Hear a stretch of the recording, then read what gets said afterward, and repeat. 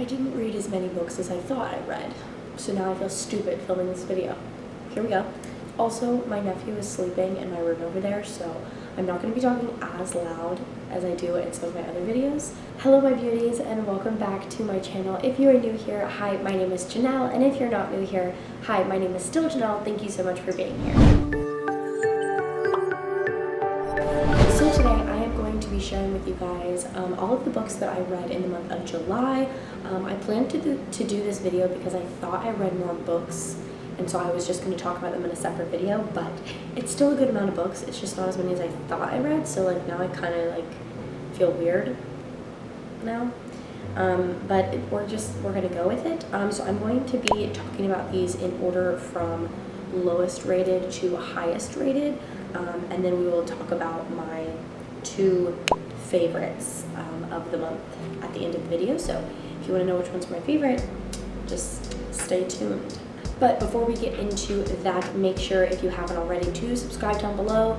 It's a big red button. You really can't miss it, and if you do, it's a problem. Do you know colors? Good. Okay. It's a good start. Also hit the bell right next door so that you can be notified every time I upload a new video. I upload twice a week here on my channel, so it's a good time over here, and we like to read and do bookish things. Okay, let's get into it.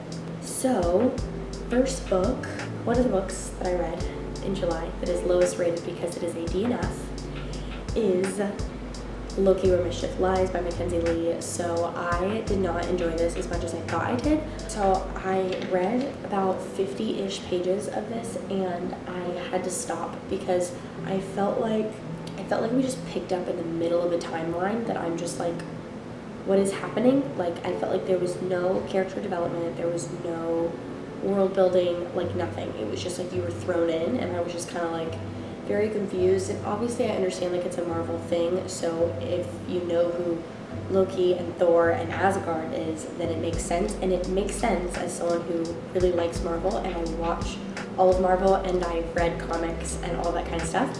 But as a novel, it still shouldn't have been like that. I feel like I would have understood if it was a graphic novel, you know, one of Marvel's graphic novels, and I maybe bought like the 4th volume and started there, then it makes sense for this book to have started the way that it did. But because it's a novel and there are no volumes and it's not a series, it's supposed to be a standalone, it just really did not do it for me, and I couldn't even bring myself to read the rest of it because there was no character development. There were side characters that we have heard of, but we don't know them as characters because there was no explaining in this story. So wasn't my favorite, so it is on the bottom of the tier for this month. Okay, so next up we have a 3-star read that for me, I wish I would have rated it higher because I wish I would have liked it more. But to me, I think this book was just overhyped to the point that everybody talked so highly of it that I was like, oh, it's going to be fantastic. And I had this really, really high expectation, and I was kind of let down, I feel like, with this book. But that is Amari and the Night Brothers by B.B. Alston, and I did enjoy the story. I thought it was very whimsical, magical, creative. I thought it was a very, very cute book. But because people had talked so highly of it, I think I had this, like, insanely high expectation for it, and it just didn't meet that expectation for me. So I did rate it pretty low, but, which I shouldn't say low, because 3 stars means I still liked the book, but it just didn't do anything to blow me out of the water, and that's really how I felt with this book. But it could have been that I spaced this one out a little bit too much. I read like 30 pages of this one day, and then waited a few days, and then read like 15 pages another day, and then waited a few days, and then read the rest of the book. So maybe it's because the way that I spaced it out, I should have just, you know, kind of read this in one sitting kind of book, but it didn't work out that way, and it just kind of fell flat for me. So this one got 3 stars. Next up is a graphic novel that was also rated 3 stars, and that is Skyward, and this is by Joe Henderson, I believe, and the artist is Lee Carbit. I think that's right. There's so many names up here, but it doesn't specifically say. So I believe that's right, but I did read this, and this is another 3-star. I did like this, but I was definitely, I don't know, I felt like this story moved, wow. I felt like this story moved too fast. Like, even for a graphic novel, I felt like we were pushed into like the action, and I was like, oh yeah, I barely even know this girl though. And so I don't know, I just felt like it was really fast, and it was because they wanted to end this one on a cliffhanger, and instead of just making this volume a little bit longer, or maybe making volume 2 hang on this cliffhanger, they just mashed it all into one volume, but didn't build enough in the beginning, I felt like. And I also felt like the characters were pretty like bland. Like, I didn't have a connection with any of the characters, so it made it a little bit difficult. I did like it, but it wasn't my favorite. I probably will still continue the series because I still like to read graphic novels series, even though I'm not in love with them. But yeah, it just like, I don't know, it was just weird for me, okay? It was just weird. Okay, also I do want to make a disclaimer that I am in like a really weird mood today, and some of it is because I'm still feeling under the weather, so you can probably still hear it in my voice a little bit. But I'm also really, really tired because I've had my nephew since like 8 this morning, but I woke up early because I still wanted to have like some time before I had him. So I am tired. I didn't get to bed till late, so I'm tired and I don't feel that great. So if my mood is a little bit off in this video, that is why. The next book I want to talk about is an audiobook that I read this past month, and that is The Black Flamingo, and I can't remember the author, but it will be in the picture that I put in here somewhere. But I did enjoy The Black Flamingo a lot, actually. I was pretty impressed with it, to be honest. I mainly picked it up because it was a shorter audiobook and it had been on my TBR, but it wasn't like a super anticipated read for me. It was just something I wanted to read, and I really, really loved this book. I felt like I knew the characters just so well, and I felt like I really got into, I can't even remember the main character's name, but I felt like I really got into his brain and how he thought. For those who don't know, it is an LGBTQ plus kind of rep in this book, and it was really cool to be able to see like his thought process behind how he was feeling, and like just like it was honestly really heartbreaking to see like how people would treat him too. So it was definitely like really emotional, I think, for me. It didn't make me cry, but I definitely like really felt for our character, and I don't know, I really did like this one, and so I ended up rating it 4 stars. I was fairly impressed with this novel. It was really, really good, and I thought the audiobook was really well done too, and I think that made me love it a little bit more. That noise you made scared me. Oh. I heard like a and I was like, what is that? And next up, I have a pretty highly rated book and a highly anticipated read of mine for the year, and that is Ace of Spades by Farida Abike Iyanide, I think is how you say it. Guys, I'm trying to pronounce these authors, okay? I'm getting better. So now let's talk about Ace of Spades. So I really, really enjoyed this read. I had a lot of fun with it. I rated it 4.5 stars. So I really, really enjoyed this book, and I think everybody needs to read this. The awareness that this book creates on like racial issues is so crucial, I think, to like society in general. I so appreciated how the author just like really made you feel like you were one of these kids being mistreated, and how like, I don't know, it was very like painful at times to read. And honestly, there were so many moments in this book where I was like completely just disgusted like by some of the characters and the way that they were treating Devin and Shaneka. Like, I literally was like, who do you think you are? Like, I found myself being so angry and just like, I wanted to punch some people in the face, and I was just, I was so mad. But I think that's exactly what this author was trying to do, and for that I gave it a really, really high rating. I gave it 4.5 stars. The reason I didn't give it 5 is just because I felt like the pacing in this changed a little bit too much.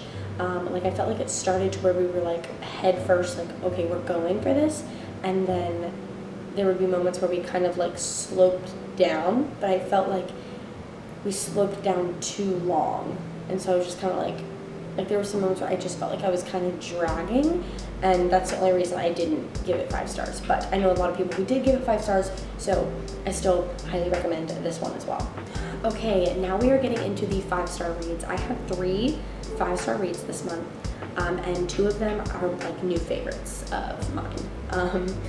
So let's talk about one. So one of the 5-star reads that I had for the month of July was Home Before Dark by Riley Sager. I read this to participate in Summer Ween that Olivia Reads a Latte was hosting, and I loved this. I knew that I loved Riley Sager. I had read Lock Every Door by him and loved it, and then reading this, loved it, and then even this month for my TBR, I get to read Survive the Night. So very, very excited. He's easily becoming one of my favorite authors, and I so enjoyed this story. It left me thinking at the end of the book, is it paranormal or is it not? And it was like, I don't know, it's really crazy. I was even trying to explain it to my husband, and he's like, okay, so is it haunted or is it not? And I'm like, I don't know. Like, I really don't know. It's so good. I couldn't read this while I was home by myself because I was so spooked. This book did such a good job of scaring me out of my mind that, like, the night that I read it, like, before I went to bed, I was like touching Jonathan like the whole night. Like, I had my hand on his arm. Like, I was like, don't move. I was like, I need you so close to me right now because I was so scared. Like, this book just did such a good job. I was like blown away. So it was an easy 5 stars for me. It is now one of my new favorite horror thriller books, and I cannot wait to read Survive the Night just because of this book. Next up, another 5-star read, and now one of my new favorite books of all time. I don't have very many favorite books of all time. I'm very, very picky about my favorite books of all time, and right now I would say that I only have 2, maybe 3, but now we're adding a 4th, and that is From Blood and Ash by Jennifer L. Armentrout. I absolutely love this. I went into this very, very nervous because I'd heard like, oh, it has a slow start, oh this, oh that, and like, I just had a lot of mixed reviews, and mixed reviews freak me out. It makes me nervous to read the book. It's also huge, so that was a little scary too. But I dove into this book and honestly want to go back. Like, I could read this book for the rest of my life. That's how I determine if it's a favorite, by the way. If I could read the book for the rest of my life, it's a favorite. And this is one of those books. It was amazing. Okay, so it is, I think it's considered an adult romance, but it is a fantasy as well.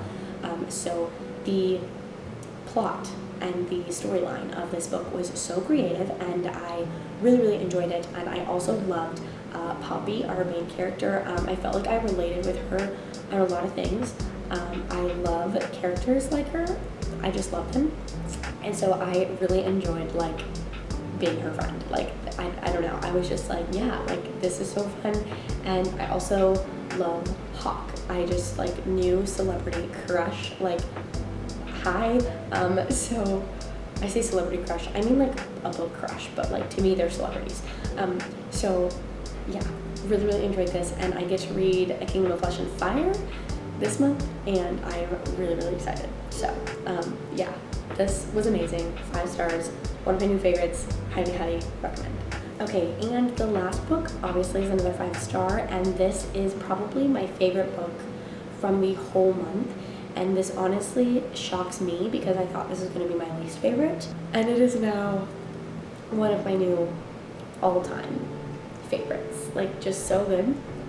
And that is Skyward by Brandon Sanderson. I went into this really thinking like, oh, it's a sci-fi, and sometimes sci-fis can be just too informational and not enough fictional.